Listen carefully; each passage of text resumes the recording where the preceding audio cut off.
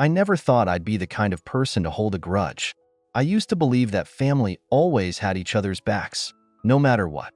That's what I was raised to think. But when I needed them the most, my so-called family turned their backs on me without a second thought. It all started 3 years ago when my life fell apart overnight. One moment, I was healthy, working a stable job, and planning my future. The next, I was lying in a hospital bed, staring at medical bills that I had no way of paying. The doctors told me I needed urgent treatment, and without insurance, I was drowning in debt before I could even process what was happening. But I wasn't alone, right? I had family. My relatives were well off. Some were even wealthy. My uncle ran a successful business. My cousin bragged about her multiple investment properties. And my parents, well, let's just say they were never shy about reminding me how comfortable they were in retirement. So, I swallowed my pride and reached out. I wasn't asking for charity. I made it clear. I just needed a loan, something to help me stay afloat until I recovered and got back on my feet. I even offered to sign an agreement, pay interest, whatever it took. I thought they'd understand. I thought they'd care. But instead, they gave me the same response over and over.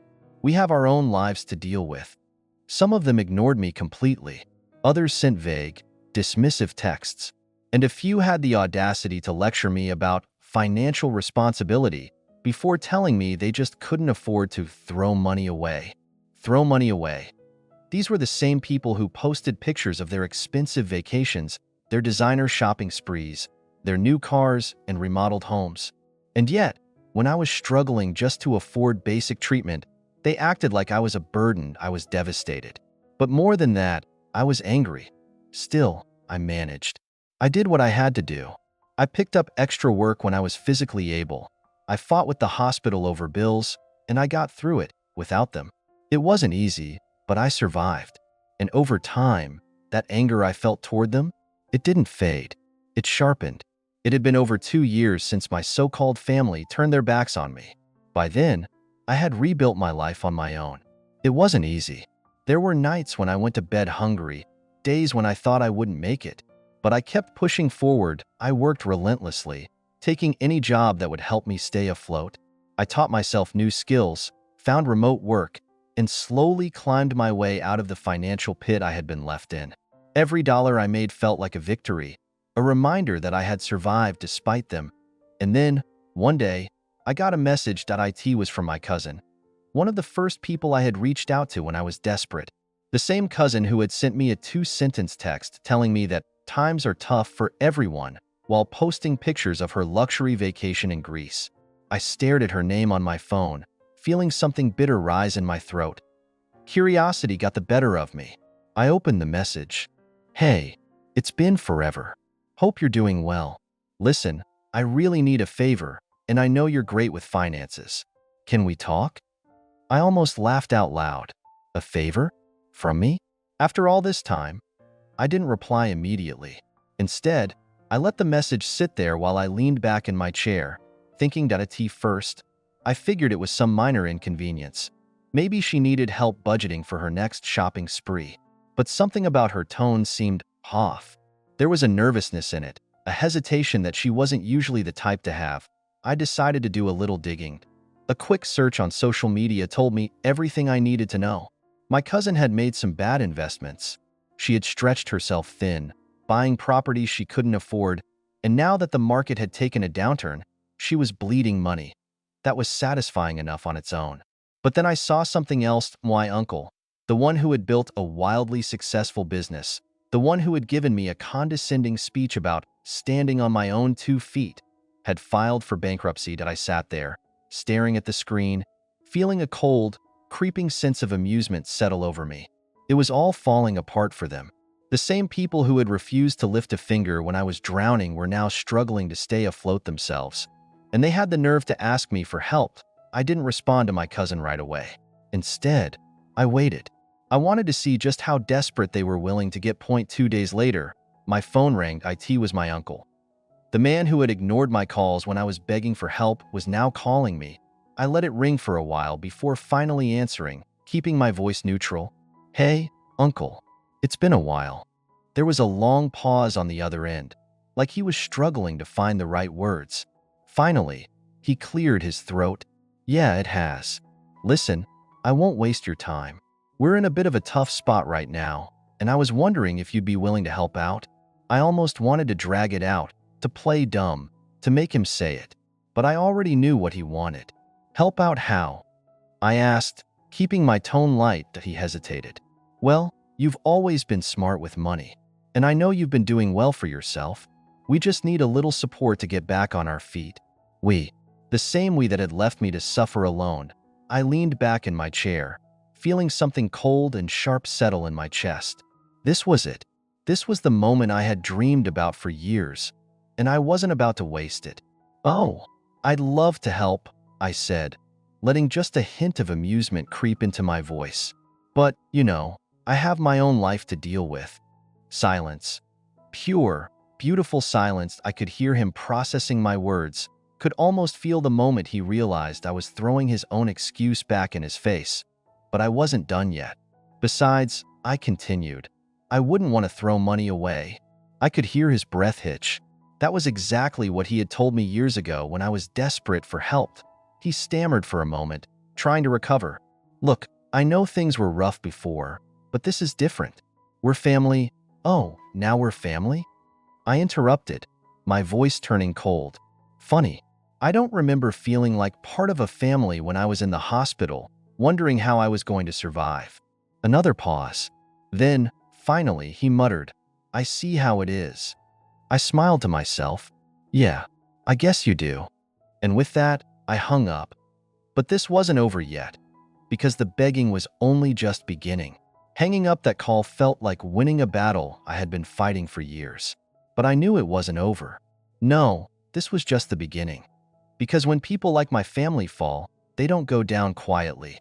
They scramble, they claw, they beg, but only when they realize they have no other options. And suddenly, I was their only option. See, what my uncle said was true. I was doing well for myself, better than well. I had spent the last 2 years grinding, working harder than I ever had in my life. After clawing my way out of medical debt, I made a promise to myself.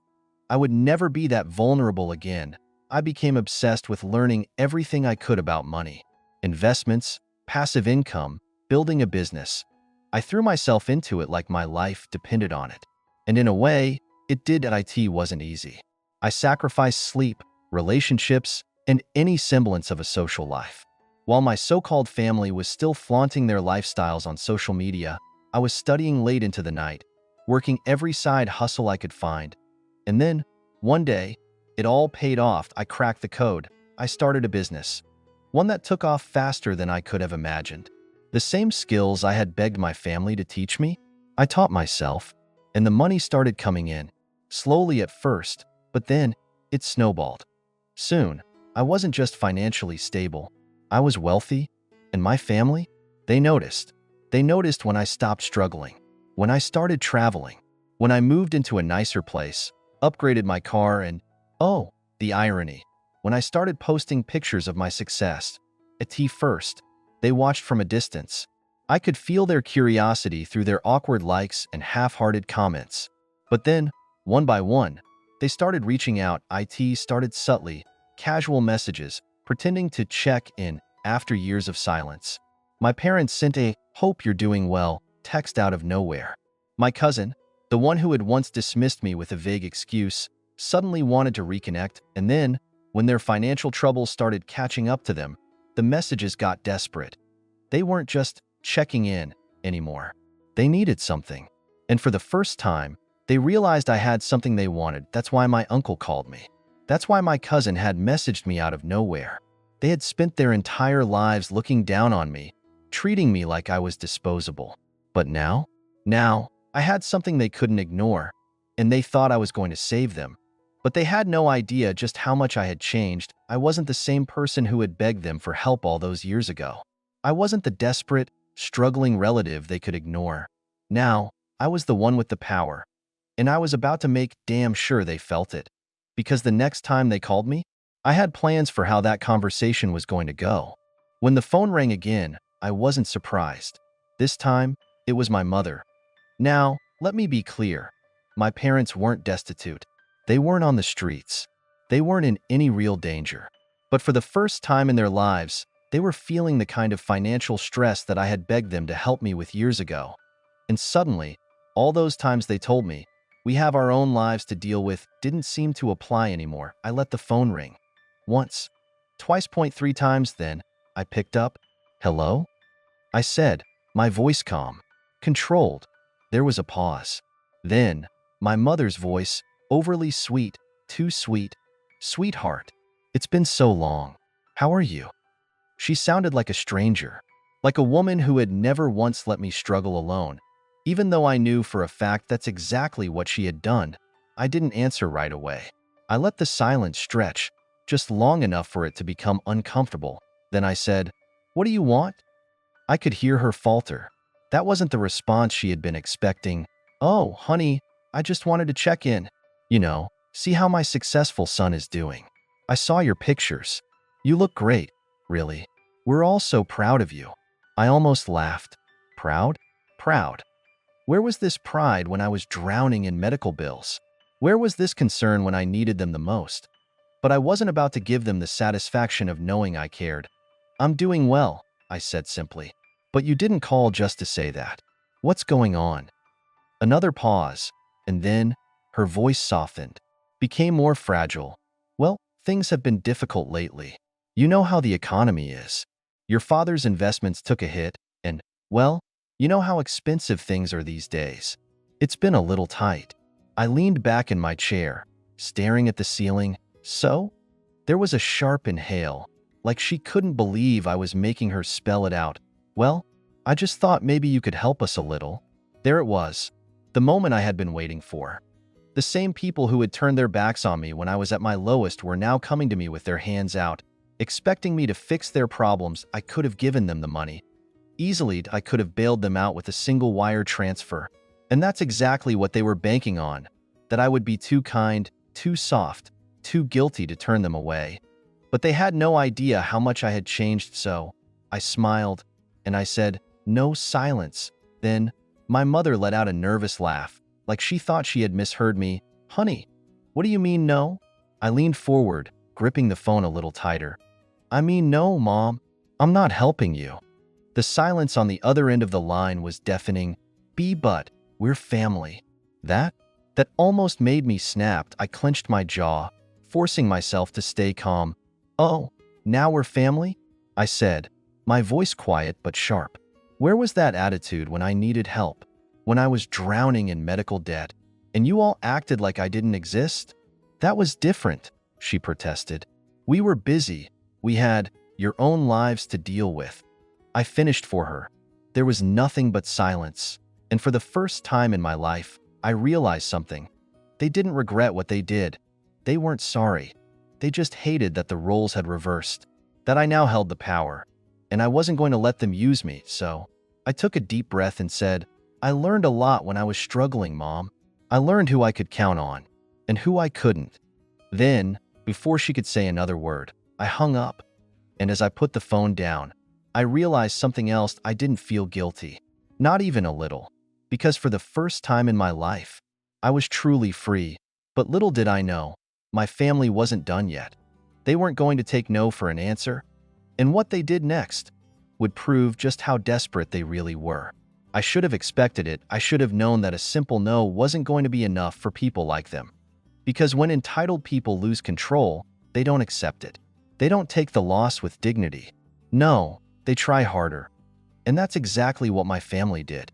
It started with messages. At first, they came from my mother. "Mom, I don't understand why you're being like this. We're family. Families support each other. Mom, this isn't fair. We helped raise you. You wouldn't be where you are without us. Mom, just think about it, okay? Don't let resentment cloud your heart." I ignored them, every single one. Then my uncle joined in. "Uncle, heard you're too good for your own family now? Uncle, money changes people. Just don't forget where you came from." That one made me laugh. Where I came from? The struggle I had to go through? They had the nerve to act like they had any part in my success when they had left me to rot. I didn't even bother responding. And then the messages changed. They weren't polite anymore. Mom texted, "I can't believe you're this selfish. We're struggling and you just sit there doing nothing?" Then she texted again, "You're rich now. It's just money. You wouldn't even miss it." Cousin texted, "Wow, really? After everything? You're disgusting." I could feel their anger through the screen, their desperation leaking into their words. And then came the guilt trip messages from Mom. "Your father isn't well. The stress is affecting his health. I hope you can live with yourself when something happens to him." That one made me pause. Not because I believed her. No, I knew my father. He was fine. But the fact that she would go that far to manipulate me, it was pathetic. And it told me one thing. They weren't just struggling. They were sinking. But nothing prepared me for what came next. Because they stopped with the messages. And they started showing up. It happened on a quiet afternoon. I had just come back from a meeting, feeling good about how things were going. Business was thriving. I had some major deals in the works, and for the first time in years, I felt completely in control of my life. Then the doorbell rang. I checked the security camera on my phone, and there they were. My mother, my father, and my uncle, standing outside my home. They had never been here before. They had never even asked where I lived. But here they were, on my doorstep. I let out a slow breath, staring at the screen. I could see it in their faces, the forced smiles, the tension in their eyes. They weren't here to talk. They were here to corner me, and I wasn't going to let it happen, so I did what they never expected. I ignored them. I watched as my mother rang the bell again, then knocked, then started calling my name. I watched as my father crossed his arms, clearly irritated. I watched as my uncle pulled out his phone, probably to call me. Another call I wouldn't answer, and then I turned off the camera, and I let them stand there. Because if they had taught me anything, it was that sometimes the best response is silence. But they weren't done, no, not yet. Because the next thing they did would prove just how far they were willing to go. I let them wait 0.5 minutes, then 10, then 15. I wondered how long they'd last before they gave up.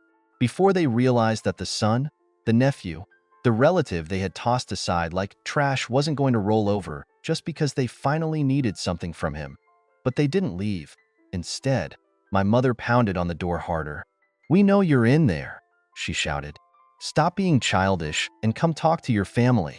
I clenched my jaw. Family. That word meant nothing coming from them. But you know what? Fine, if they wanted to talk so badly. If they wanted their big moment, then I'd give it to them. I took a deep breath, squared my shoulders, and stepped outside. The second I opened the door, my mother's face twisted into a look of exaggerated relief, like she hadn't been just moments away from screaming. "Finally," she huffed. "Why were you ignoring us?" I folded my arms. "Because I don't owe you anything. And I figured if I ignored you long enough, you'd get the message and leave." Her mouth fell open slightly, as if she couldn't believe I was actually saying it. My father scoffed. "What kind of way is that to talk to your parents?" I turned my gaze on him. "The same way you talked to me when I begged for help, and you said you had your own life to deal with."